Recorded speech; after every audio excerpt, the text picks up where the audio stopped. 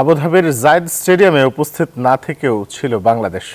শ্রীলঙ্কানদের জয়ে বাংলার সমর্থকদের মনে স্বস্তি, তবে হতাশ আফগান কোচ।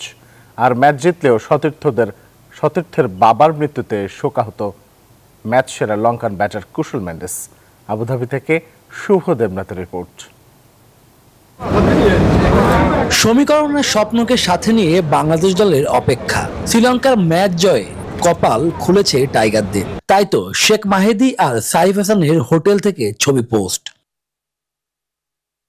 ম্যাচ জয়ের পর এক এক করে মাঠ ছাড়েন দর্শকরা। স্টেডিয়ামে হাজির দর্শকদের পয়সা উসুল। সেখানে টাইগার সমর্থকদের একটু বাড়তি পাওয়া। লঙ্কান ভক্তরাও আনন্দ নিয়েই মাঠ ছাড়েন। I think the best of the four has come up. Let's see how it unfolds. অনেক ভালো লাগতেছে, দেখতে আসলাম, অনেক ভালো লাগছে। ইনশাআল্লাহ আমরা এই জয়ের জন্যই আসছিলাম শ্রীলঙ্কার। যেহেতু আমরা উঠছি, ইনশাআল্লাহ আমরা সামনে ভালো কিছু করব। দেখতে আসছি এটার উদ্দেশ্যে, জেতার উদ্দেশ্যে। আমরা সফল, শ্রীলঙ্কা জিতছে, ওই ক্ষেত্রে আমরা এক ধাপ এগিয়ে গেলাম এবং আমরা চাই যে ফাইনাল যাব এবং কাপটাও আমাদের হবে এবারে। হতাশা নিয়ে প্রেস কনফারেন্সে আসেন আফগান কোচ।